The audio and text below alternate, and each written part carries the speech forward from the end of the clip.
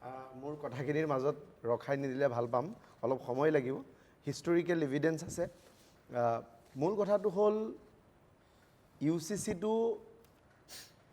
UCC uniform civil code যিটো কথা আছে তাৰ হিষ্টৰিকেল এভিডেন্স আছে আৰু তাৰ মূল উদ্দেশ্যটো হ'ল প্ৰমোট সেকুলাৰিজম আৰু প্ৰগ্ৰেছিভ ৰিফৰ্ম।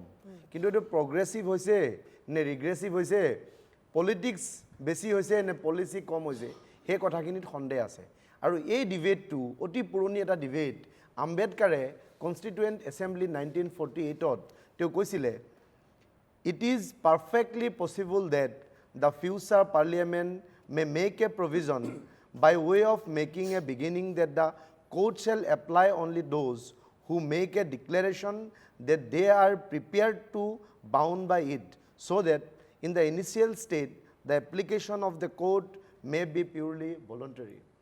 আৰু সেই কাৰণে সেই গোটেই কথাখিনি জৱাহৰলাল নেহৰুৱে তেওঁৰ নিজৰ বিচক্ষণতা তেওঁৰ প্ৰগ্ৰেছিভ মাইণ্ডছেট ইউজ কৰি পেলাই বিভিন্ন আইন আনিছিলে আৰু সেই আইনবোৰৰ থ্ৰুতে যাতে বাকী যিবোৰ সংখ্যালঘু সমাজ খ্ৰীষ্টিয়ান মুছলমান তেওঁলোকে সেই আইনৰ লগত তেওঁলোকে নিজকে মডিফাই কৰি ভৱিষ্যতে গৈ পেলাই যাতে তেওঁলোকৰ সেই আইনবোৰ সংশোধন কৰাব পাৰে।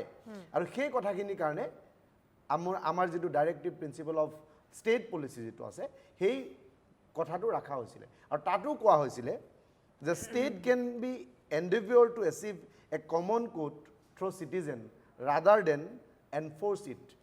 State যিকোনো সিভিল আইন এখন বা যিকোনো আইন এখন ৰিফৰ্ম কৰিব পাৰে, ইউনিফৰ্ম সিভিল কোড আনিব পাৰে, কিন্তু এইটো আপুনি ফোৰ্স কৰিব নোৱাৰে।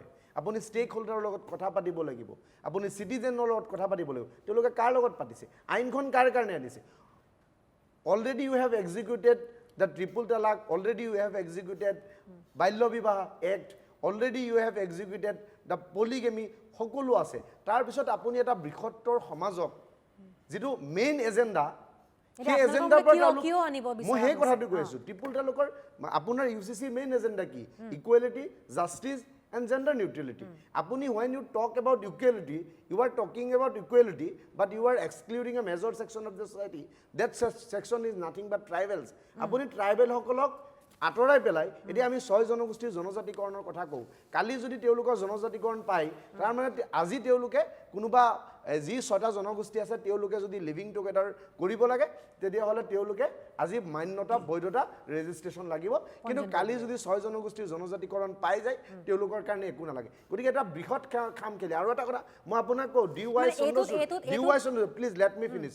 DY চন্দ্ৰচূড় সুপ্ৰিম কোৰ্টৰ চিফ জাষ্টিছ 2023 চনৰ মাৰ্চ মাহত এজন এডভোকেটে লিভিং টুগেদাৰ এলাউ কৰিব লাগে গৈ পেলাই বুলি PIL দিছিলে। আৰু তেওঁ কি কৈছিলে জানে, যে ইট ইজ এ বাকৱাছ কথা, আৰু কৈ পেলাই তেওঁক ফাইন কৰিছিলে। আৰু অসমত মই আজিতো আচৰিত হৈছোঁ, অসমৰ গাঁৱে ভূঞে আপুনি কওকচোন, আপোনাৰ গাঁৱত আপুনি এগৰাকী ছোৱালী আৰু মানে এগৰাকী মহিলা আৰু এগৰাকী পুৰুষ অবিবাহিতভাৱে একেলগে থাকিব পাৰে বুলি নৈতিকতাৰ কথাটো তাত কিমান এংগুল সোমাই আছে। আৰু আমি এই কথাবোৰ অপেনলি ডিছকাশ্যন কৰি আছোঁ। মই এইটো এংগুলত যাবই বিচৰা নাই।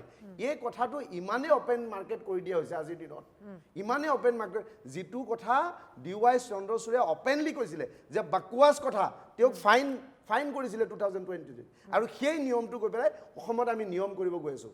তাৰ উপৰিও you are talking about equality, you are talking about gender neutrality. কিন্তু বিলকুছ বানুৰ তেওঁ চাহবানুৰ কথা কৈছে। বিলকুছ বানুৰ কথা আমি সবেই জানো। আমি মণিপুৰৰ মহিলাসকলক কিদৰে দৰ্শন কৰা হৈছিল দেখিছোঁ। তাত আপোনালোকৰ ইকুৱেলিটি ক'ত থাকে, তাত আপোনালোকৰ জেণ্ডাৰ জাষ্টিছ ক'ত থাকে।